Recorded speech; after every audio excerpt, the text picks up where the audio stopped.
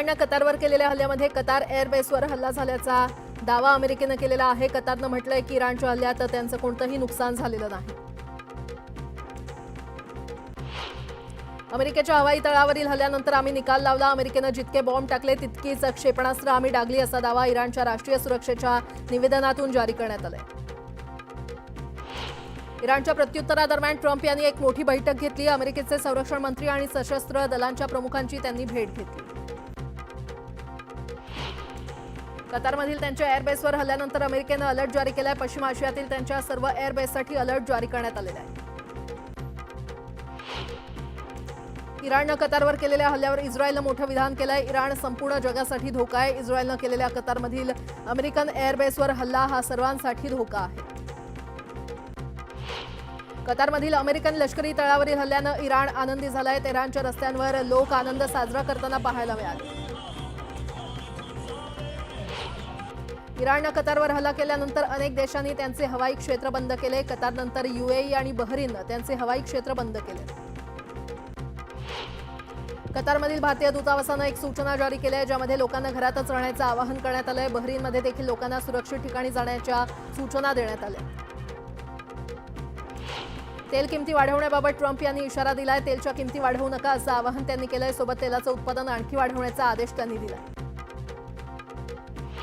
Putin आणि इराणच्या परराष्ट्र मंत्र्यांची मॉस्कोमध्ये भेट झाली। यावेळी पुतीन यांना खोमेनींचं पत्र देण्यात आलं आणि आम्ही इराणला मदत करू असं पुतीन यांनी सांगितलं। ब्रिटिश पंतप्रधान केअर स्टारमर यांनी जॉर्डन आणि ओमानच्या नेत्यांशी चर्चा केली आहे। ब्रिटिश पंतप्रधान केअर स्टारमर यांनी इराणला पुन्हा वाटाघाटी घडण्याचा सल्ला दिलाय। इराणच्या क्षेपणास्त्र हल्ल्यानंतर इस्रायलच्या अशदोद शहरातील हजारो घरांची वीज गायब झाली। इस्रायलच्या ऊर्जा मंत्र्यांच्या म्हणण्यानुसार इराणच्या क्षेपणास्त्र हल्ल्यानंतर 8,000हून अधिक घरं ही अंधारात बुडाली आहेत। इराण विरुद्धच्या युद्धादरम्यान इस्रायलमधील शाळा आणि कार्यालये बंद करण्यात आली आहेत। एकाच ठिकाणी गोळा न होण्याचा नागरिकांना आदेश देण्यात आला। इस्रायलने इराणमधील महत्त्वाच्या लष्करी तळांवर हल्ला केल्याचा दावा केलाय। गुप्त माहितीच्या आधारे तेहरानमधील इराणच्या अंतर्गत सुरक्षा दलांच्या आणि IRGCच्या प्रमुख कमांड सेंटर आणि मालमत्तेवर 50हून अधिक लढाऊ विमानांनी हल्ला केल्याचं इस्रायली लष्करानं म्हटलंय। रेजा शाह पहलवी यांनी आरोप केलाय की खोमेनी आणि त्यांचे जवळचे लोक इराणमधून पळून जाण्याचा प्रयत्न करतायत। माझा खोमेनींना एक थेट संदेश आहे, पद सोडा। जर तुम्ही असं केलं तर तुम्हाला योग्य सुनावणी आणि कायद्याची योग्य प्रक्रिया मिळेल असं पहलवी यांनी म्हटलंय। इराण इस्रायल युद्धामुळे आंतरराष्ट्रीय बाजारात तेलाच्या किमती शिगेला पोहोचल्यात। एक वेळ कच्च्या तेलाचा दर हा 81.40 अमेरिकन डॉलर प्रति बॅरलवर पोहोचला होता। यातच अमेरिकेचे राष्ट्राध्यक्ष डोनाल्ड ट्रम्प यांनी तेलाचे दर कमी ठेवण्याची इच्छा व्यक्त केली आहे। मध्य आशियामध्ये सुरू असलेल्या युद्धामुळे तेलाचे दर वाढू शकतात अशी चिंता त्यांना वाटू लागली आहे। गुजरातमध्ये पडलेल्या मुसळधार पावसामुळे सुरतमधील कापड बाजारामध्ये पाणी शिरलं। यामुळे व्यापाऱ्यांचं कोट्यावधींचं नुकसान झालंय। गुजरातमध्ये मुसळधार पावसानं कहर केलाय। 24 तासात पडलेल्या पावसामुळे सुरतमध्ये पाणी साचलं असून रस्त्यावरील वाहनं पाण्यात बुडाली आहेत। तसंच पुढील 4 दिवस मुसळधार पावसाची शक्यता वर्तवण्यात आली असून अनेक जिल्ह्यांमध्ये ऑरेंज अलर्ट जारी करण्यात आलाय। सुरतमधील पाल परिसरातील ऑर्किड एलिट रेसिडेन्सीमध्ये भिंत कोसळण्याची घटना घडली। यात कोणतीही जीवितहानी झाली नाही। सुरतमध्ये पावसानं थैमान घातलंय। अनेक ठिकाणी पाणी साचलंय। सूर्यपूरच्या गर्नाला जवळ पाणी भरल्यानं बँकेतील कर्मचारी अडकले। अग्निशमन दलाच्या सहाय्यानं या कर्मचाऱ्यांना रेस्क्यू करण्यात आलं। पंचमहलमधील तीर्थक्षेत्र पावगड टेकडीवर मुसळधार पाऊस झालाय। मुसळधार पावसानं पायऱ्यांवरून धबधबा वाहत असल्याचं चित्र आहे।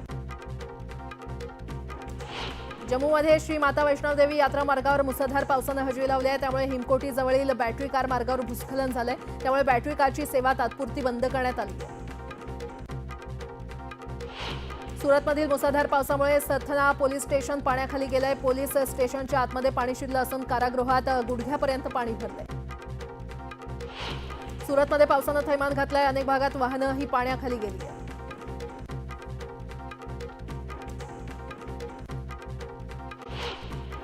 विठोबा माऊली, ज्ञानराज माऊली, तुकारामचं गजर करत वारकरी भर पावसातून सासवडवरून पंढरपूरच्या दिशेनं मार्गस्थ झालेत। भर पावसातही वारकऱ्यांचा उत्साह पाहून सर्वांनाच नवी ऊर्जा मिळते।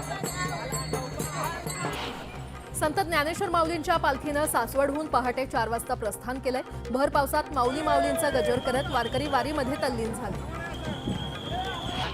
आषाढी वारीत वारकऱ्यांना आवश्यक सुविधा देण्यासाठी राज्य शासनाकडून आतापर्यंत 15 कोटी रुपयांचा निधी उपलब्ध करून देण्यात आलाय। याशिवाय जिल्हा नियोजन समितीतून 8 कोटी रुपयांचा निधी उपलब्ध होत असल्याची माहिती जिल्हाधिकाऱ्यांनी दिली आहे। महाराष्ट्र प्रदेश काँग्रेस कमिटीचे अध्यक्ष हर्षवर्धन सपकाळ यांनी वारीमध्ये चालण्याचा संकल्प केलाय। सपकाळ हे दिंडीमध्ये सहभागी होत असून ते दिवसभर दिंडीमध्ये चालणार आहेत। कोयना धरण पाणलोट क्षेत्रामध्ये मुसळधार पावसाने हजेरी लावल्यानं पाणी पातळीत वाढ झाली आहे। कोयना शिवसागराचा जलसाठा 36.42% झालाय, तर साताऱ्यातील प्रमुख 6 धरणांचा जलसाठा 40% पोहोचलाय। कणकवलीमध्ये झालेल्या मुसळधार पावसामुळे तळेरे पियाळी फोंडा मार्ग चिखलमय झालाय आणि त्यामुळे वाहन चालकांना मोठी कसरत करावी लागते। या मार्गातून मायनिंग नेणारे ट्रक आणि डंपर ये-जा करत असल्यानं हा मार्ग खड्डेमय झालाय। त्यामुळे या मार्गावरून मायनिंग वाहतूक बंद व्हावी अशी मागणी नागरिकांनी केली आहे। राज्यात मुसळधार पावसाने हजेरी लावल्यानं गेल्या 8 ते 10 दिवसात अनेक धरणातील पाणी साठ्यात वाढ झाली आहे। अनेक धरणातील जलसाठा 50%हून जास्त आहे, तर काही धरणांमध्ये पुरेसा जलसाठा देखील जमा झालाय। आजपासून अकोला नागपूरसह विदर्भात मध्यम ते जोरदार पाऊस होण्याचा अंदाज हवामान खात्यानं वर्तवलाय। 28 जूनपर्यंत विदर्भातील भंडारा, गोंदिया, बुलढाणा जिल्ह्यात जोरदार पावसाची शक्यता वर्तवण्यात आली आहे। त्यामुळे भात, सोयाबीन, कापूस आणि पेरणीसह अनुकूल वातावरण निर्माण होणार आहे। मुंबईत पुढचे 5 दिवस म्हणजे 24 जून ते 28 जून या दरम्यान समुद्राला मोठी भरती येणार आहे। या दरम्यान समुद्राच्या लाटा या 4.5 मीटरपेक्षा जास्त उसळणार असल्यामुळे नागरिकांनी समुद्रकिनारी जाऊ नये अशा सूचना मुंबई महापालिकेकडून जारी करण्यात आल्या। मुंबई कृषी उत्पन्न बाजार समितीमध्ये 513 ट्रक टेम्पोमधून तब्बल 6000 टन भाजीपाल्याची आवक झाली आहे। यामध्ये सर्वात जास्त 1531 टन टोमॅटोचा समावेश आहे। आवक वाढल्यामुळे काही वस्तूंचे दर कमी झालेले आहेत। कांदा महाबँक योजनेद्वारे कांद्यावर विकीकरण प्रक्रिया करून शीतगृहात साठवणूक करण्याच्या राज्य सरकारच्या महत्त्वाकांक्षी योजनेला कांदा धोरण समितीच्या पहिल्याच बैठकीत कडाडून विरोध करण्यात आला। जगाच्या पाठीवर कुठेही अशी व्यवस्था नाही, आर्थिक व्यवहार्यता नसलेली ही योजना सरकारनं रेटू नये अशी भूमिका तज्ज्ञ आणि कांदा व्यापाऱ्यांनी मांडली आहे। श्रीगोंदा तालुक्यातील निमगी गावात अनधिकृतपणे सुरू असलेल्या पोल्ट्री फार्म विरोधात आंदोलन करण्यात आलंय। पोल्ट्री फार्ममुळे होणाऱ्या दुर्गंधीमुळे माशा निर्माण होत असल्यानं आंदोलनकर्त्यांनी गळ्यात माशांचा हार आणि जेवणाच्या प्लेटमध्ये माशा घेत आंदोलन केलं। पाथर्डी तालुक्यातील जवखेडे खालसा येथील पीरबाबा रमजान उर्फ कानुबा दर्ग्याला संरक्षण देण्यात यावं अशी मागणी होते। यासाठी मुस्लिम समाजानं जिल्हाधिकाऱ्यांकडे मागणी करत निवेदन दिलंय। भुसावळ शहरात गेल्या 8 दिवसांपासून विजेचा लपंडाव सुरू आहे। विजेच्या लपंडावामुळे पाणीपुरवठ्याचं नियोजन देखील कोलमडलंय। पावसाळ्यात पिण्याच्या पाण्यासाठी नागरिकांना वणवण करावी लागते, तर तापी नदीला मोठ्या प्रमाणात पाणी असतानाही विजेच्या समस्येमुळे शहरात देखील पाणी प्रश्न निर्माण झालाय। जळगावच्या अमळनेरमध्ये काँग्रेस आक्रमक झाले। मतदार याद्यांमध्ये मोठ्या प्रमाणात चुका आणि नाव वगळण्याच्या प्रकारांबाबत काँग्रेसनं तीव्र नाराजी व्यक्त केली आहे। याच्या निषेधार्थ काँग्रेसतर्फे मशाल रॅली काढण्यात आली।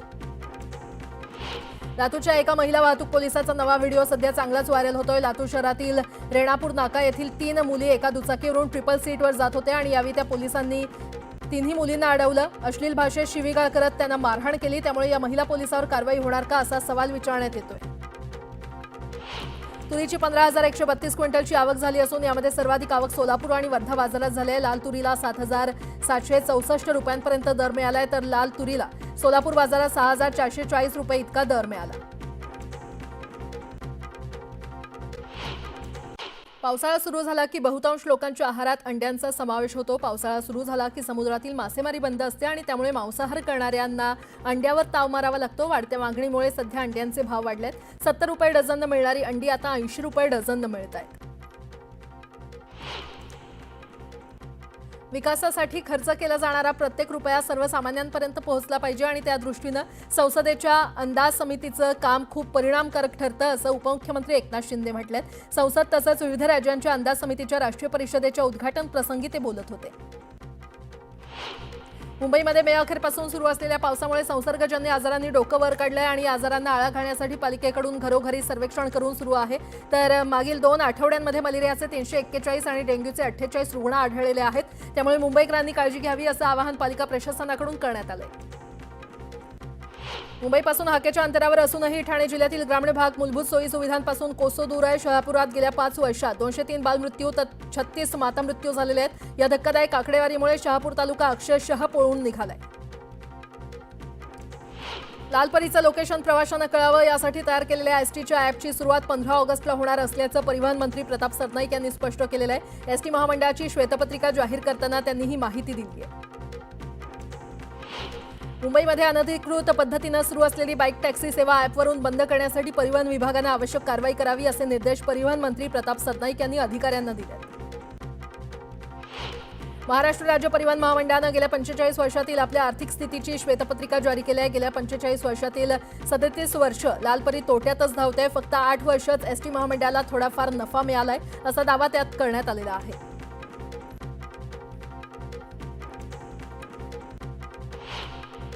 पावसाचा आनंद लुटण्यासाठी वंदे भारत एक्सप्रेसमधून कोकणात जाण्याचा प्लॅन आखणाऱ्या प्रवाशांच्या रेल्वेचा मान्सून वेळापत्रकानं हिरमोड केलेला आहे. कोकण रेल्वे मार्गावर लागू केलेल्या मान्सून वेळापत्रकामुळे मुंबई गोवा वंदे भारत एक्सप्रेसच्या शेकडो फेऱ्या रद्द होणार आहेत.